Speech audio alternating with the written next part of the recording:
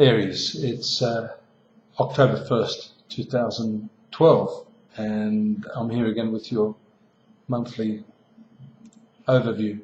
Just a quick synopsis of what's happening based upon your sun sign being Aries. What's happening right now, we're just coming off the tail of a full moon, and that is in your sun sign.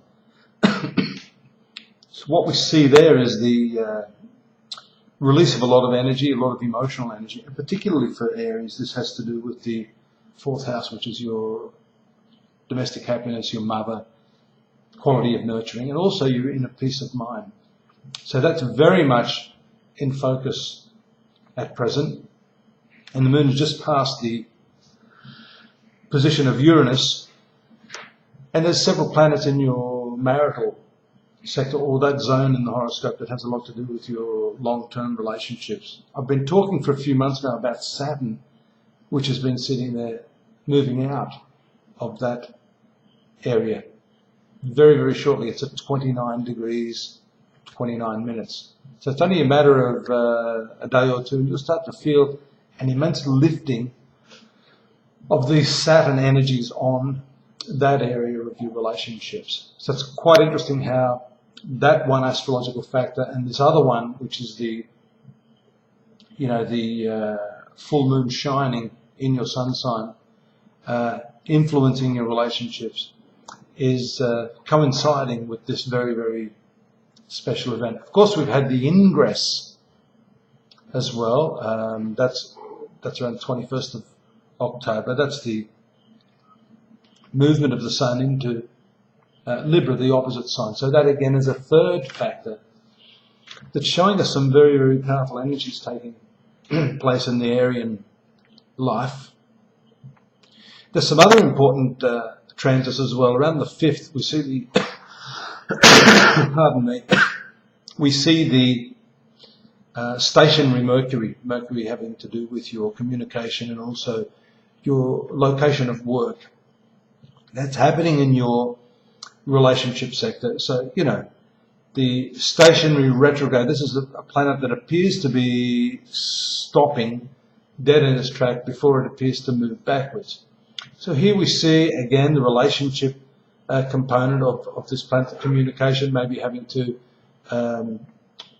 reassert yourself in some area. But as far as your work is concerned, it may relate to that as well, going back over some old aspect of your career, some communications that may not be clearly delivered, need to be questioned. So this month, don't assume that you understand anything, is what I'm saying, especially around that date, 5th of October. If we look at the movement of this planet, around the 26th, it actually goes forward again. Now, there's an old astrological theme that says, you must never sign contracts or do anything under this retrograde Mercury. Well, that's true. This is where knowledge is a dangerous thing. For each and every star sign, there's a different meaning to that. But for you, yes, you do have to be a little bit careful not to assume that certain things are going to go forward in your work, and then you'll find that maybe that's not going to happen. You've got a very powerful aspect from Mars, your ruling planet to Jupiter, on the 9th of October. So that's showing you have this strong desire to achieve more, to push hard, and to really get out there and expand your horizons. But with that Mercury being retrograde, that's the issue that I'm talking about here, where you need to just take a little time before you jump in, boots and all. I'm just having a look here at this lunar position. It's telling me the 8th of October is let's have a look at this. Got to get all this right, don't we, technically, otherwise I'm going to give you the wrong destiny. Let me just have a look here, 23. Sometimes these programs play mind tricks, so I'm going to disregard that and just move on to the latter part of the month. There are some key aspects here that I think are very, very important for you. The conjunction of Mercury and Venus is excellent on the 18th of October for you. This takes place in your zone of work. Debts, health, and enemies. I always give people and visitors a few different options there because, of course, when we're reading for millions of people, you're not going to have these transits hit exactly everyone in exactly the same department of life. So we're casting it a little bit wider. Actually, this conjunction is generally considered good. Mercury being in its own sign is important. But don't forget, all through this period, it's moving retrograde. So whatever's going to happen here, you have to be very, very strong and resilient and patient, because we know your nature is to jump forward and take any opportunity that you can. But this month says you've got to stop. Look to the left, look to the right, all that sort of thing. Make sure that a Mack truck isn't coming. The square to Mars on the 21st is not easy. That's got a lot to do with money, speculation. Could be in a gambling mood, take it easy. That's also not great. The square to Pluto on the 22nd, so these transits happening around the new moon are very intense.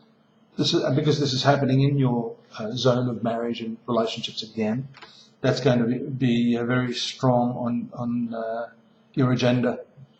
The other aspects towards the latter part of the month, the nice one, as I mentioned, is the forward movement of Mercury on the 26th. At that time, you're able to move forward, to feel confident in your understanding of a certain idea, a certain promise, a certain negotiation or agreement.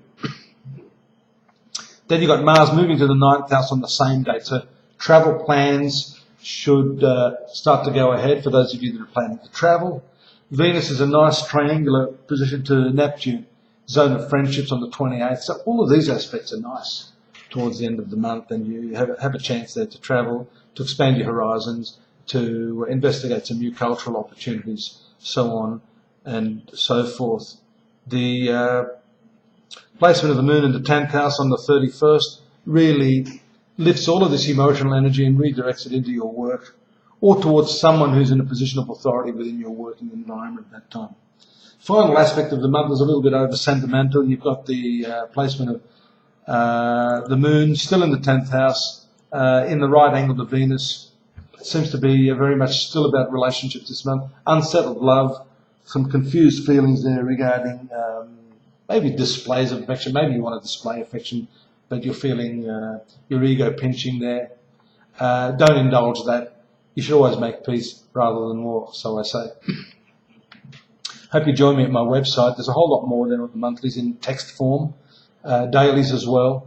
And we've got our yearly overviews too, so you can get a bit of a forecast as to what's happening over the next few months between October and December. Look forward to your company there. If you need to talk to me, you can always email me. The address is there on my website at www.astrology.com.au. Thanks for your company again. Look forward to seeing you next month. Bye-bye.